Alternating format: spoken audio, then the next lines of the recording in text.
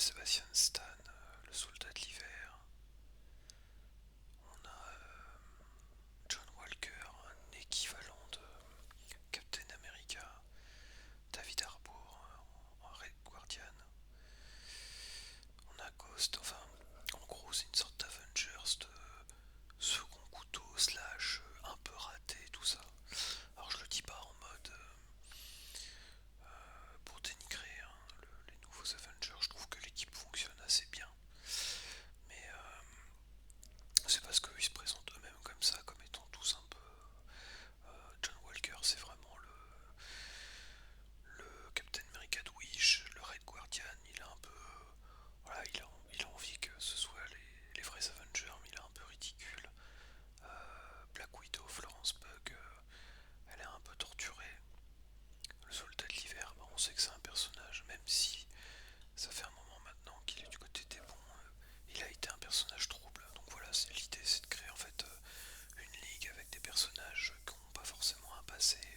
Pareil, Ghost, c'est la méchante Ant-Man, une des méchantes de Ant-Man. Donc voilà, l'idée c'est d'avoir un passé pas forcément glorieux pour recréer les Avengers.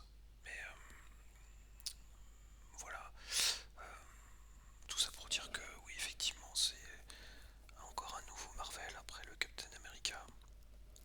C'est marrant parce que, pareil, Captain America, j'en ai pas parlé, mais il tourne autour des Avengers parce que justement, Harrison Ford, Thaddeus, je me souviens plus de son nom, veut recréer, enfin en tout cas sollicite à un moment donné Captain America pour recréer en fait les Avengers. Et là aussi on tourne autour avec ah on est un nouveau groupe, ah on est les nouveaux Avengers, etc. etc. Et c'est marrant comment Marvel en fait a entre guillemets enchaîné les films, amené d'autres personnages. Alors ils l'ont très bien fait, hein, comme je l'ai dit, c'est extraordinaire ce qu'ils ont réussi à faire. Ils ont réussi à créer des succès avec des personnages parfois pas hyper connus. Enfin, en tous les cas, moi j'avoue que je connaissais les comics, les Marvel, les DC Comics, mais je connaissais les personnages principaux. Voilà, Iron Man, forcément, ça me parle. Là, ces personnages-là, avant d'avoir vu les films, je les connaissais pas globalement.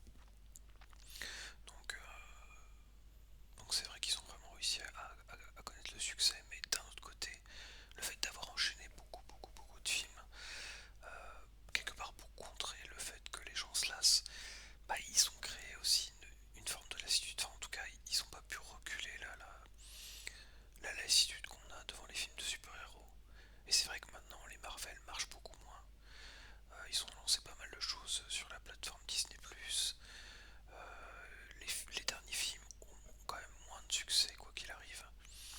C'est une certitude. Donc là, ils sont en train de relancer un peu la machine avec les nouveaux Avengers. Enfin, ils vont faire un vrai film Avengers avec en plus Robert Downey Jr. qui joue le grand méchant Doctor Doom. Donc là, quelque part, on va rechercher les anciens pour recréer une sorte de hype sur les Avengers. Et c'est vrai que, à la limite, ils devraient même pas s'embêter. Hein. Ils devraient carrément relancer les anciens Avengers, les remettre sur les rails, quitte à créer une histoire parallèle. De toute manière, on est en plein dedans sur les histoires parallèles. Donc, ils pourraient très bien relancer la machine. Parce que là, je trouve que effectivement, ils ont du mal à. Bah, ils avaient lancé Shang-Chi notamment, ils ont lancé pas mal de super-héros. Et je sais pas si vraiment ils vont trouver écho. Alors, normalement, si, mais j'ai hâte de voir. Est-ce qu'on va réussir à les mettre tous en valeur dans un nouveau film Avengers? Ça peut être compliqué. En tous les cas, là, sur ce film, en fait, je retiens pas grand-chose. Je l'ai vu il y a pas si longtemps. Alors encore une fois, hein, les personnages, voilà, créent un peu d'intérêt parce qu'ils sont différents. Ça là-dessus, il n'y a aucun souci. Maintenant, bah, l'intrigue est toujours à peu près la même. Hein. Ils vont se retrouver en groupe pour lutter contre un ennemi commun. Alors là, l'ennemi commun, entre guillemets, même s'il y a une directrice enfin, en tout cas une méchante qui gère en fait on va dire le super héros, le super méchant, mais qui est pas vraiment un super méchant.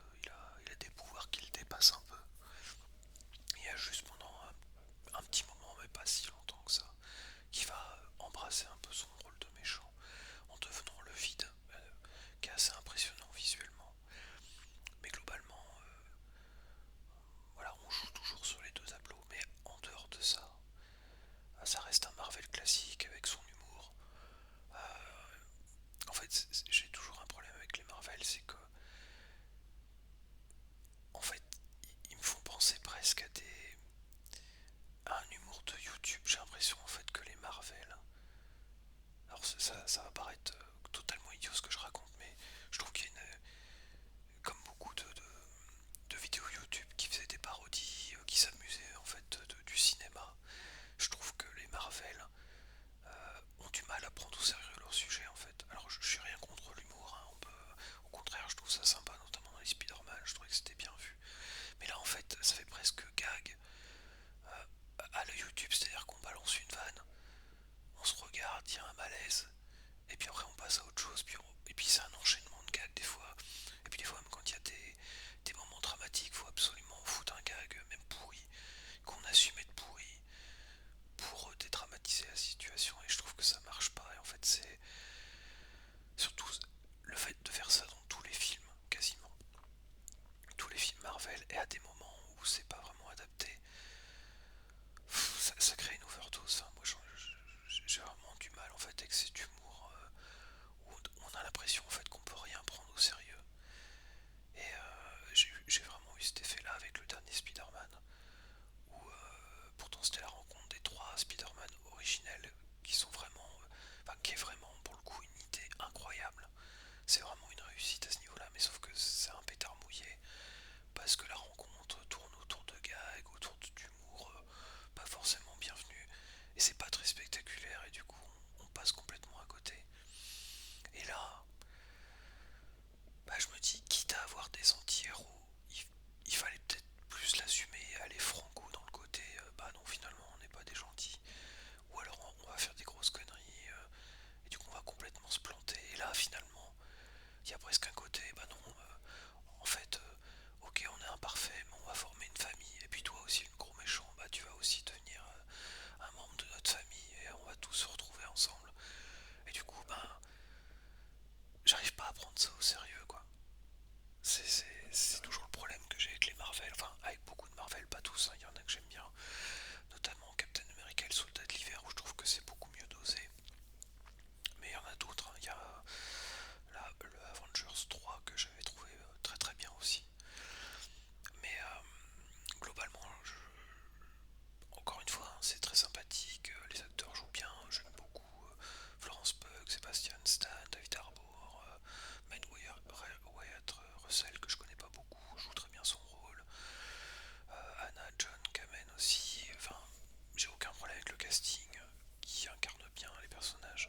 Pareil, Lewis Pullman qui joue Bob, il passe très bien d'un état inoffensif à un danger immédiat. Mais je trouve que c'est toujours la même chose, quoi. Comme tout est désamorcé constamment, ouais, j'ai du mal à prendre ça au sérieux, quoi. Je regarde ça comme un truc ouais, sympathique, mais pas plus. Je n'arrive pas à m'investir vraiment dedans, alors que. Alors après, c'est aussi l'âge, hein. J'ai quand même plus de 40 ans maintenant, donc je suis peut-être moins. Et puis j'en ai quand même vu pas mal les films de super-héros maintenant, donc je suis moins enclin peut-être à accepter les ficelles. Mais j'avoue que les Spider-Man de Sam Raimi, sans dire que c'est des films parfaits, j'aimais assez le dosage, quoi. Le dosage comédie, parfois le drame qui s'insérait très bien. Et puis Sam Raimi, c'est pas. À l'inverse, je trouve, des réalisateurs Marvel et des scénaristes, hein, parce que les scénaristes aussi ont beaucoup contribué beaucoup à ça. Sam Raimi prenait beaucoup au sérieux en fait ce qu'il racontait. C'est-à-dire que l'humour était pas là pour désamorcer en mode ouais c'est pas très sérieux ce qu'on raconte, non, c'était de l'humour axé sur le personnage, de l'humour tendre, il y avait une vraie affection pour le personnage. Là j'ai presque l'impression, comme je disais, le côté youtubeur c'est ce côté un peu cringe où il y a des longs silences, tout le monde trouve ça, même les personnages eux-mêmes trouvent ça pas drôle, comprennent pas ce qui se passe, et du coup ça nous sort en fait du film. Il y a presque un côté coup de coude en mode hey, t'as vu ma blague, bon elle est pas marrante mais je sais qu'elle est pas marrante, vas-y rigole quand même, c'est rigolo quoi. Et donc j'arrive pas à prendre la plupart des films Marvel, j'en sors assez régulièrement parce que j'arrive pas à prendre ça au sérieux. Et voilà, ce film-là en fait partie.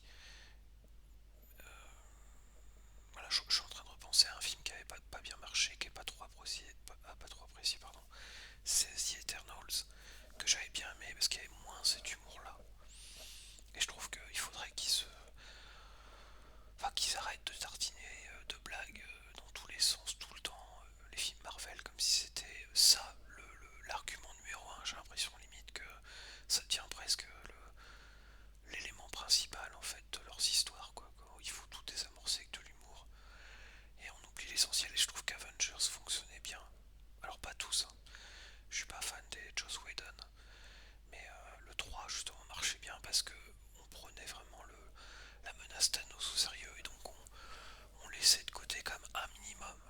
forcément de l'humour, mais on laissait ça de côté.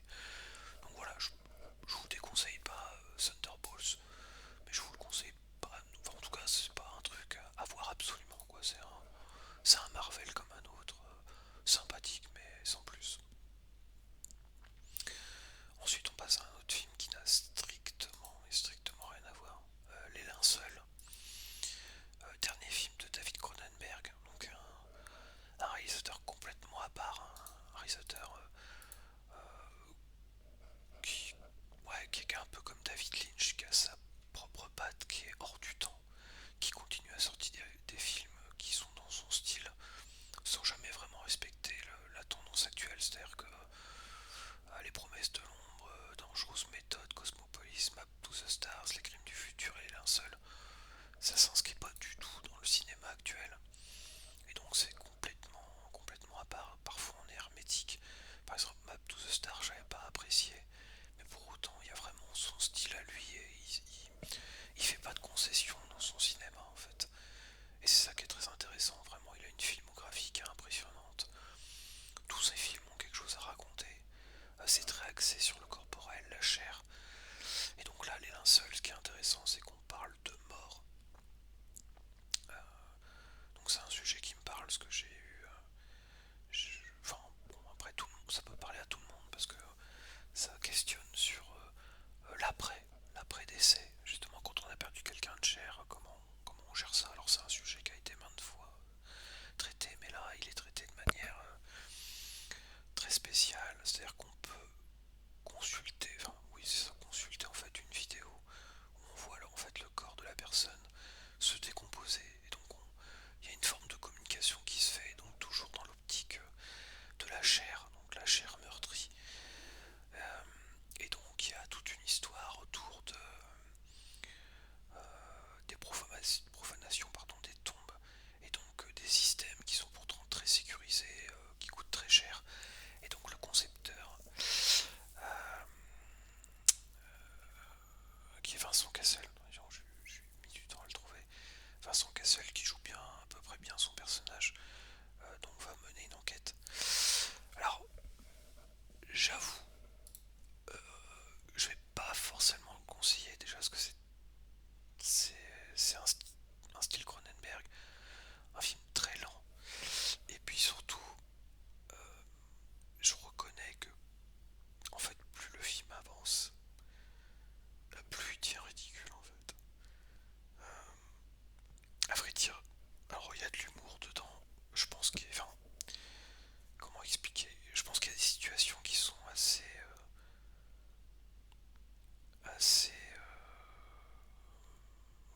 rocambolesques et c'est volontaire.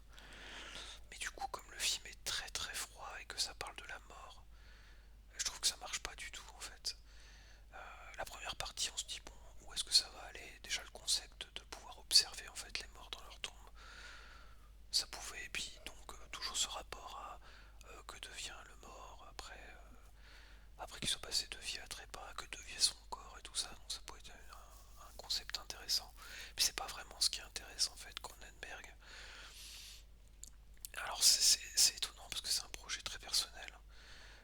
Il dit que c'est très autobiographique, donc certainement qu'il a perdu quelqu'un de proche, et donc certainement que c'est quelque chose qui l'interroge, mais comme beaucoup de monde, c'est vrai que c'est quelque chose qui m'interroge aussi beaucoup, la mort. Donc le sujet m'intéressait énormément.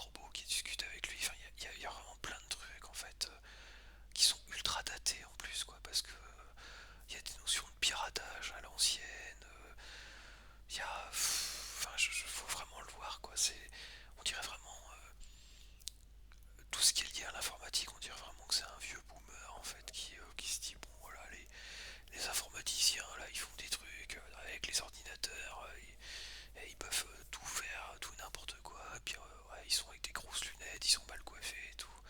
Enfin, y a vraiment un côté très caricatural, et à côté de ça, on parle de la mort, donc j'avoue que je sais pas trop quoi penser en fait de ce film, il est vraiment très étrange, mais pas dans le bon sens quoi, je le conseillerais pas vraiment quoi, c'est vraiment pas... je, je suis en train de regarder sa filmo, je crois que c'est peut-être un de ceux que j'aime le moins, parce que j'aime beaucoup en fait de manière générale j'aime beaucoup la filmographie de Cronenberg. Ouais, je le mettrais peut-être du côté de Map to the Stars, pour lequel j'avais pas accroché aussi, qui m'avait pas mal gaffé dans son humour un peu systématique, avec des personnages assez insupportables. Et là, c'est un peu pareil, quoi. Pas dans le même genre, mais le personnage de Guy Pearce, franchement, je peux pas, quoi. Non, ouais, quand je regarde tous ces autres films,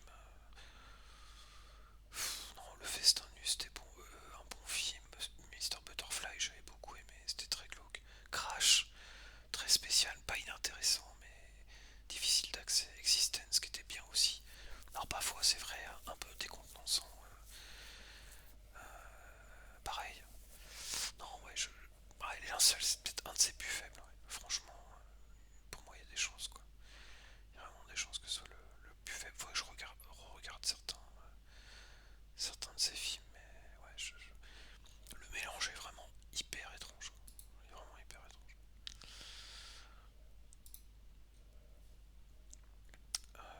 Ensuite, qu'est-ce qu'on a? Ouais, tout ça, je l'ai pas vu. Donc on passe au mois de mai. Là, pour l'instant, tout ça, je l'ai pas vu. Ah oui, Destination Finale, Bloodlines. Alors qu'un film, donc c'est le sixième opus des Destinations Finales, donc c'est une saga que j'aime plutôt bien. J'ai dû voir chaque film une ou deux, ouais, deux ou trois fois au moins. À part le 5, non, le 5, en fait les trois premiers étaient vraiment très sympas. Le quatrième était, c'est plus faible, le cinquième était correct mais sans plus. Et c'est vrai qu'en fait ça faisait un bon moment qu'ils n'avaient pas sorti, je crois que le dernier date de 2009 ou 2010, un truc comme ça.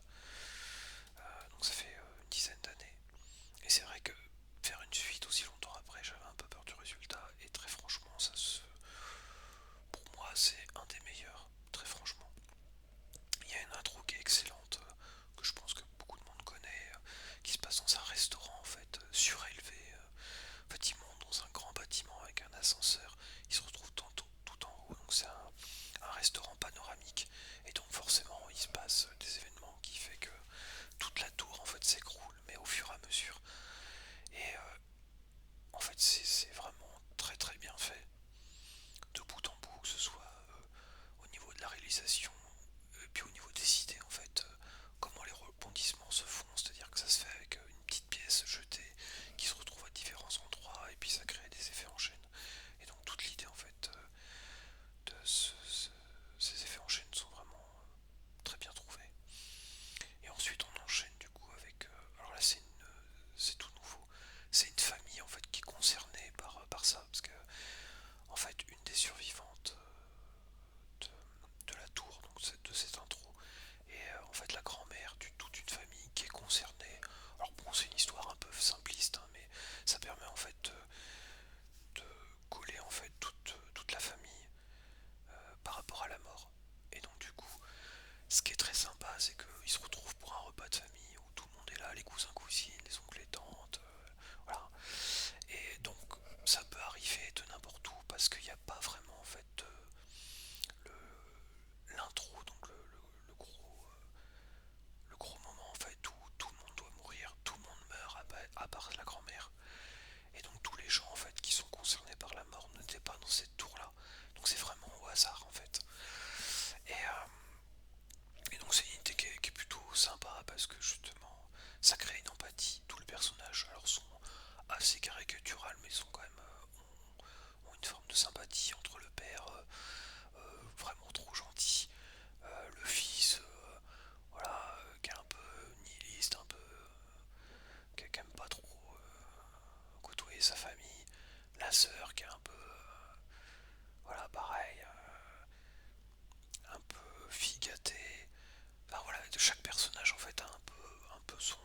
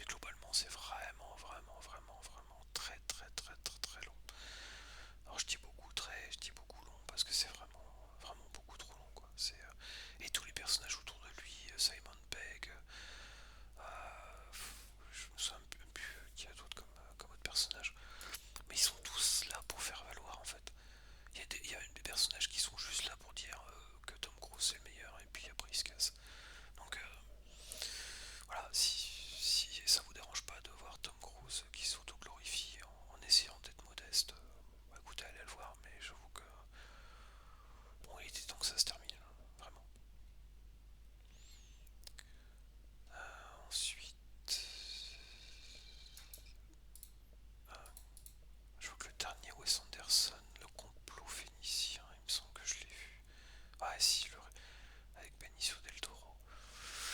Bon, je vais pas en faire des tonnes non plus là-dessus. Alors, le casting est toujours incroyable chez Wes Anderson. Mais j'accroche pas, quoi. J'accroche pas à son cinéma. Je trouve que c'est. En fait, je trouve que c'est une mise en scène qui marche bien sur des moyens métrages. Ça marche bien pendant une demi-heure, on est pris dans le truc. Parce qu'il y a toujours une idée à chaque plan, c'est ça, hein, Wes Anderson.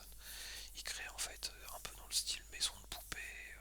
En fait, il pose sa caméra et en même temps, soit les personnages sont de face, soit ils sont de travers, ça crée en fait des formes. Donc c'est très sympa, il n'y a pas de problème là-dessus. Mais sauf que au bout d'un moment, je décroche parce que la narration est soumise à ça en fait. J'avoue, j'ai jamais accroché en fait au cinéma de Wes Anderson. Moonrise Kingdom, je suis pas fan. Grand Budapest Hotel, pareil, ça m'avait pas mal lassé. L'île aux chiens, par contre, j'avais bien aimé son film d'animation. Je trouvais que ça se prêtait bien, sa narration pour un film d'animation. Asteroid City, pareil, j'avais décroché. Là, j'avoue que j'ai même du mal à en parler de ce film parce que je me souviens que bon, c'est très. Pareil, il y a beaucoup d'humour, beaucoup de gags, enfin, beaucoup de gags visuels en tous les cas, avec des explosions, ce genre de choses. Benicio del Toro, pareil, qui, qui en fait pas mal des caisses. Mais j'en retiens rien, quoi. J'avoue que. À part quelques plans qui me restent en tête, mais ça me lasse assez vite en fait, le cinéma de Wes Anderson. On est tout à fait là-dedans, quoi. Je pense que ceux qui aiment son cinéma vont certainement accrocher, mais moi je me lasse assez vite. Ensuite, qu'est-ce qu'on a en juin? Ah oui, Ballerina. Donc Ballerina de l'univers de John Wick. Donc il faut savoir que j'adore John Wick. Enfin, j'adore John Wick, oui, j'aime beaucoup. C'est des bons divertissements et c'est vrai que ça s'est toujours amélioré au fur et à mesure. John Wick 1, c'était un film sympathique. Et le 4 est vraiment le meilleur pour moi. Il y a vraiment un casting assez dingue avec Scott Atkins, Tony Yen. Donc pour ceux qui sont fans de cinéma d'action, moi j'aime beaucoup le cinéma d'arts martiaux. Et c'est vrai que là, on était vraiment. Visuellement, c'était magnifique. Toute la scène au Japon, même la scène à Paris. Voilà, c'est vraiment des. Pour moi, c'est des très très bons films d'action qui n'ont fait que s'améliorer. Et Ballerina, qui est réalisé par Len Wiseman, pardon, qui est pourtant le réalisateur d'Underworld et de Die Hard 4, qui sont pas des très bons films. Bah, je trouve qu'il a bien saisi en fait l'essence de John Wick. Donc on a Anna de Armas et aussi Keanu Reeves qui est là en tant que John Wick, qui apparaîtra sur la fin. Et donc on est tout à fait dans, pour moi, on est tout à fait dans l'univers John Wick avec de la bonne baston, des idées vraiment de chorégraphie qui sont excellentes à la hache, à coups de poing avec des flingues. Elle se retrouve en Autriche et tout le monde est là à lui sauter dessus, à vouloir se bastonner avec elle. Et elle est aux prises en fait ce que j'estime être une secte. En fait, c'est un groupe qui vit refermé sur lui-même et qui donc exploite les enfants, crée une sorte de famille. Et donc elle souhaite se venger un peu de tout ça parce ils ont tué son père au tout début. Et donc c'est un enchaînement assez bien rythmé, même très bien rythmé en fait, de combats, de gunfight et tout ça. Et donc on a notamment aussi un combat au lance-flamme, double lance-flamme, qui est assez excellent. Enfin, je veux pas trop spoiler parce que tout l'intérêt de ce genre de film repose vraiment sur les idées de baston et les idées de scènes d'action. Donc pareil, il y a une scène de combat dans une sorte de boîte de nuit givrée avec de la glace un peu partout. Donc voilà, je trouve on est vraiment dans le bon délire John Wick, c'est-à-dire qu'il y a des choses qui peuvent popper comme ça de n'importe où, un peu comme si on était dans un jeu vidéo, des personnages comme ça qui se battent avec l'héroïne, on voit pas le truc venir et c'est ce côté assez fou que j'aime bien aussi dans les John Wick, quoi, le fait que ça hésite pas en fait à convoquer en fait certaines figures du cinéma d'action, de manière parfois aléatoire mais toujours en étant quand même assez sérieux dans ce que ça dans,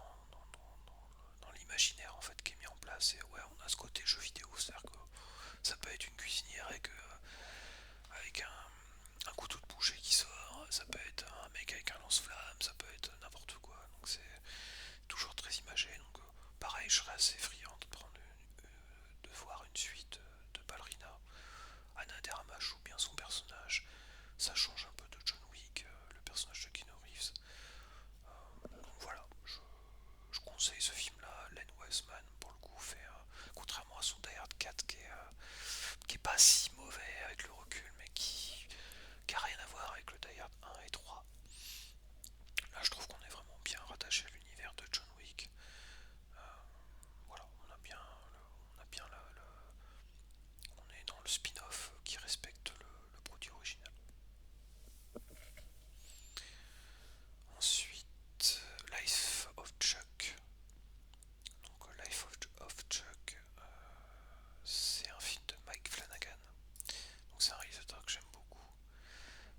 C'est le réalisateur notamment de Doctor Sleep. Alors, c'est pas la fausse suite de Shining, c'est pas forcément un film réussi. Mais j'avais bien aimé son Ouija, les origines, et surtout cette série télé, en fait, la double série The Hunting. Donc, The Hunting of Hill House, qui est vraiment une série que je conseille vraiment beaucoup, qui est une série fantastique, mais qui parle surtout d'une famille, différents frères et sœurs et le père, en fait, qui ont survécu à une soirée. Et donc, c'est leur parcours à chacun, et elle est vraiment, c'est une réussite totale pour moi. La saison 2, Haunting of Bly Manor, qui est un peu moins réussi, qui est sur le même principe, qui est un poil moins réussi, mais qui reste toujours